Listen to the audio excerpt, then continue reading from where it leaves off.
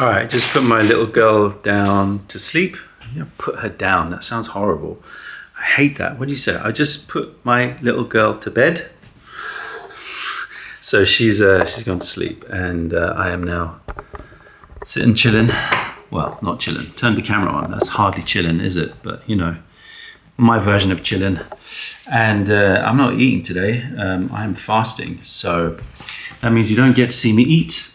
I might drink some tea, I don't know. But first of all, I've got to have a bit of my methylene blue. Check this out. All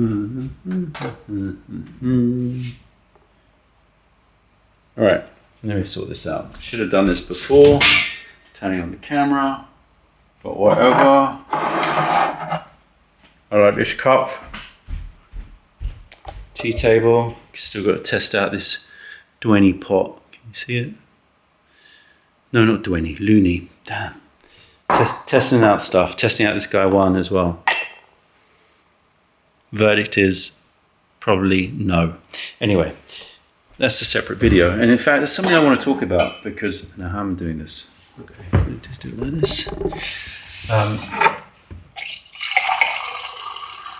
What in the last video, if you're watching this in order, which you're probably not, and who's to blame you?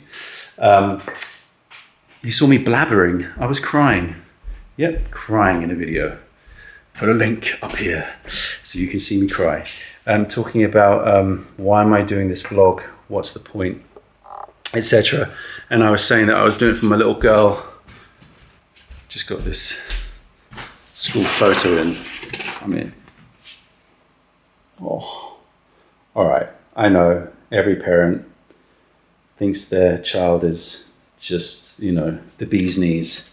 But man, I love these little slightly sort of studied smiles of how do I smile? Show teeth? So cute. Anyway, sorry.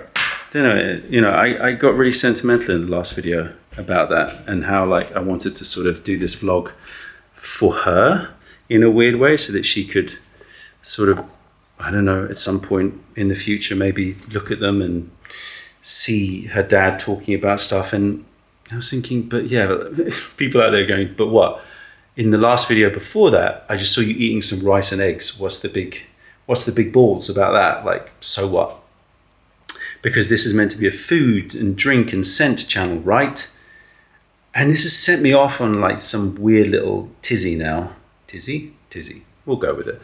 I don't know what this channel's about. To be honest with you, I started this channel with this idea of I want to do things that are outside of tea that are related to food, drink, and smell because I'm so obsessed with those things and I still want it to be that. But at the same time, I kind of feel like I want it to be something else. And I know that for some people that might not be, that might not make sense. Like this idea of trying to bring in some ideas of thoughts about life and living and discernment and philosophy and whatever comes into my head, spirituality, whatever comes into my head. What's that got to do with food, drink, and smell? But see, for me, they are, oh my God, my hair's really spiky. For me, they are totally related. And I'm trying to get my head around how I can communicate that in this channel. And now I'm looking for a box to put this camera on. And I'll use a toy box. Ooh, don't drop it, that would be bad. So I can put this up here. And actually, this is going to be the continuous theme of this channel is how to get a good angle of stuff without camera dropping. All right, so yeah, I wanted this.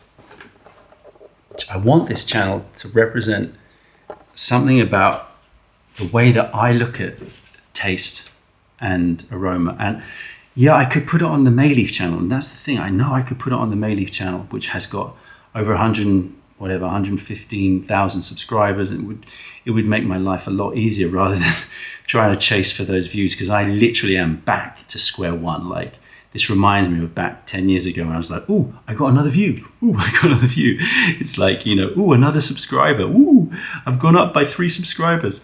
You know, it's sort of like, it's in a way quite difficult, because I'm thinking, why am I putting effort and energy into something which is not going to get any views? But then I kind of think, this needs its own channel, because if I put it on Mayleaf, it's going to sort of, Mayleaf is a tea channel, and yes, it is about lots of things around tea and the philosophy, etc., etc. There's lots of things that obviously are connected to what I want to talk about in this channel as well. But I feel like this, having a separate channel, just gives me a little bit of an extra space and freedom to just play a little bit, even if that means I'm not going to get shit all views. So you finding this, well done, congratulations, because the algorithm is going to hate this. Like they always tell you on, like, you know, those how to blow up channels and YouTube or Instagram or whatever, and it's always like, find your niche, stick to it, like make sure it's very focused, you know exactly what you're doing. And I'm like, I'm going to do food, drink, talking about weirdness, I don't know. So let me know. I am actually interested, because it is something that's really going on in my head. Is like, is there any point in this? Where is this going? What is, what's the value? Because it's going to be super hard to marry all the different content. Because I do want to do tasting. I want to do like finding the best cookies in London. I want to talk about the most amazing smells. I want to talk about the most amazing drinks. I want to go travel and discover and learn and about everything to do with taste and smell and aroma and smell and aroma. But anyway, you know what I mean. But at the same time, I want to incorporate something that I think is authentic to me. And that is how, briefly, because I'm sure I'm going to go into it in a lot more detail in other videos, but like how everything, our whole reality is determined by perception. And the key perception that I think that is often overlooked, you talk about perceptions, regarding sort of, other, let's say, more classically lofty arts, but then the perception of flavor, the perception of smell, those percepts are like fundamental. They are so primal in all animals, and they determine how we like navigate in the world just as much as the others. And I also say, I've always said that I think that food and drink is one of the greatest art forms. I mean, it engages all of the senses, every single one of them, including the sense of temperature difference. Because a lot of people, there's the 5 senses, whatever, taste, smell, touch, hearing, sight. But then there's other sort of, maybe some might say secondary, but like perception of temperature, perception of texture in a different way, or maybe not that one, but you know what I mean. There are other ones out there, and it engages them all. It's also life-giving, right? It also tells us so much about our connection with the world in such a primal, survival way, as well as in the most bizarre ways that we mutate and change food in ways that are wonderful and woeful in equal measure. Anyway, so I want to go deeper into it, and I just don't know if this is going to work, and I don't know if the algorithm's going to let me do it, and I don't know if there's an audience for it, and I don't know who I'm talking to, which is why I said that I'm talking to my daughter, because she's gonna have to listen to her dad at some point. All right. So I'm fasting. I haven't eaten for 48 hours. I'm not going to eat today, but check this out. This is beautiful. I mean, is there anything? Whoa, that's just crazy. Bit more. Oh, I'm running out. Stop focusing on me. Focus on this. Oh, I'm running out. Hold on. Damn, man. I am running out. I need some more. Check this out. I'll get some light on this.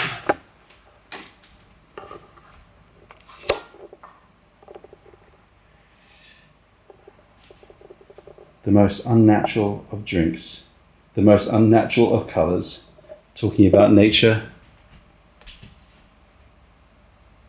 Whoa. Methylene blue. Mental. But I'm really enjoying drinking this stuff. Not for taste, but for the feeling. If you don't know about methylene blue, you can look it up, and you can all write in comments about what an idiot I am taking methylene blue. But I'm trying to look after my mitochondria, people, as well as other benefits. And it makes your pee turn blue, which is kind of cool. Yeah, I'm sure that some people will have some comments about it. I have done sufficient research in it. Sufficient, not exhaustive, but sufficient. Sufficient enough to make me look at that, to make me happy to drink it. And also, I feel the difference. Taste, bitter, not nice. But one of the most, I think I read somewhere that it is the first truly synthetic drug. So this shows you the yin and yang of me in a weird way. I mean, I don't know, I'm all for letting nature be the guide, and I don't know what has drawn me to this, but I'm drawn to it. And it turns your tongue blue, which you'll probably see more in a bit. Some people ask me why I fast for so long, because I do usually fast every week for about 72 hours, sometimes more, sometimes 90 hours. And there are a few reasons for that. And I don't do it every week. I break it up. Got to keep your body sort of nimble. You don't want to get into a schedule. You've got to make sure that you change it up so that it's always trying to figure out and survive and do its thing and work. You got to keep it in a state of, what's the word? There's a word which is disappeared. Not versatile, not efficient. There's a word, it'll come to me. Anyway, so I don't do it every week, but most weeks I will do it.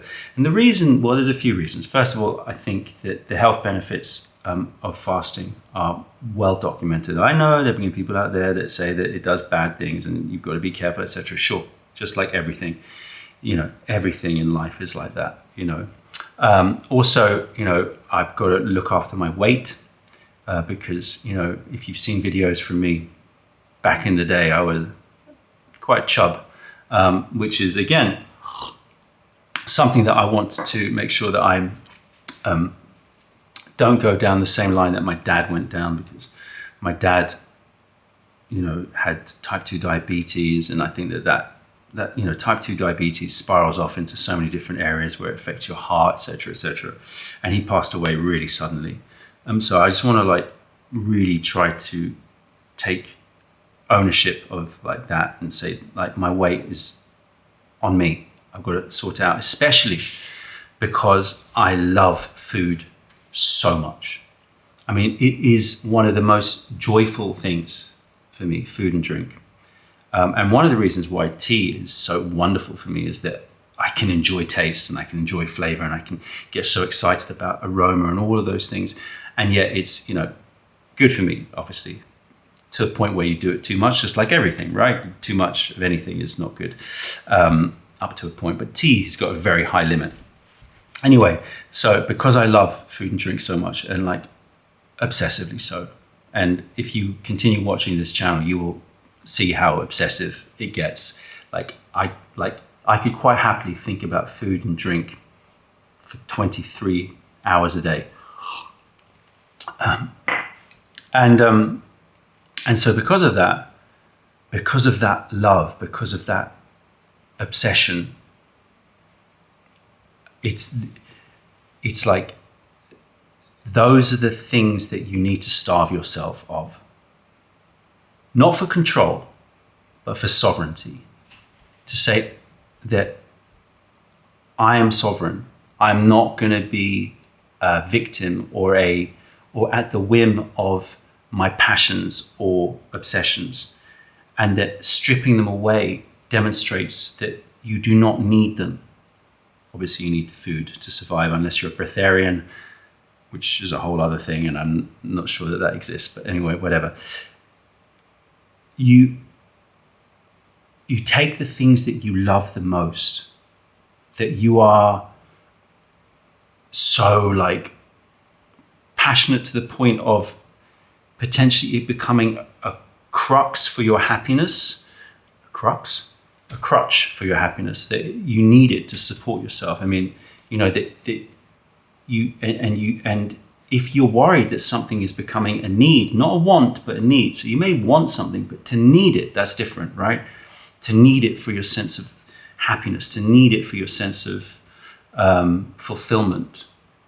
Those are the things that you've got to take away from yourself, to test it, to show that sovereignty, to assert that sovereignty, so that you can go to a higher place or a more calm place where you recognize that you really don't need anything but breath and, you know, the very basics of life in order for you to be.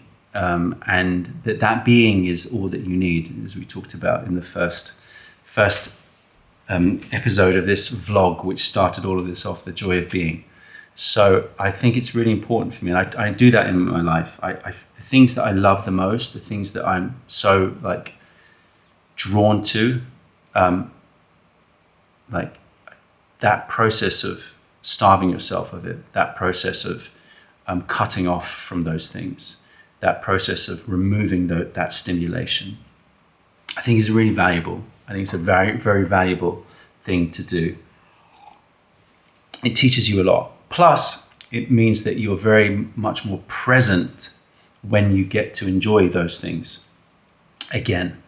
Because this is not about taking things away from your life. It's actually about enhancing. It's about recognizing that you don't need them and enhancing the enjoyment that you have when you get them. So like I don't eat Monday, Tuesday, and usually either I'll have something light on Wednesday or I'll wait till Thursday.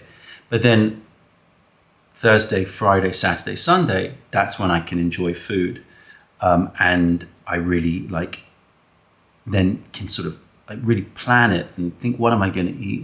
And one thing that I think is so important is that anything that you do that's mindless, not mindful, but mindless, and obviously the difference between mindful and mindless is a sort of blurry thing, because you could say that meditation is mindless, but it's also mindful. Anyway, point is that if you are doing something, when you sort of mindlessly eating and stuffing food in your face, which I can easily do, that. And I do sometimes still fall into that habit where I find myself just eating something. I'm like, wait, how did that happen?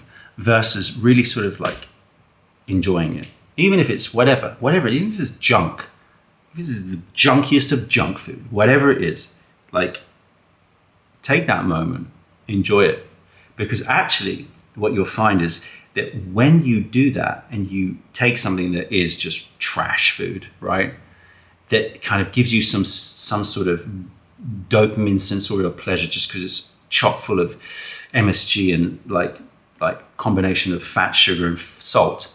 Like when you are mindful about it and you actually are tasting it and trying to enjoy it, it reveals like, oh, that sense of discernment comes in quite naturally, and it reveals like, this is just crap. What am I doing? Why am I eating? Whereas if you're eating mindlessly, you just chuck it in your face, blah, blah, blah. And then you kind of turn around and go, what just happened? And it's too late.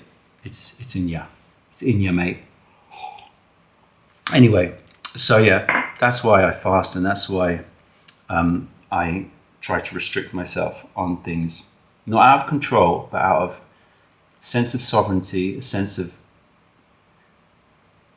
being mindful when I do have it, and to shine a light on the fact that those aren't needs, they are wants, and that you need very little in your life to be happy. We'll leave it there. One last thing. Smurf tongue.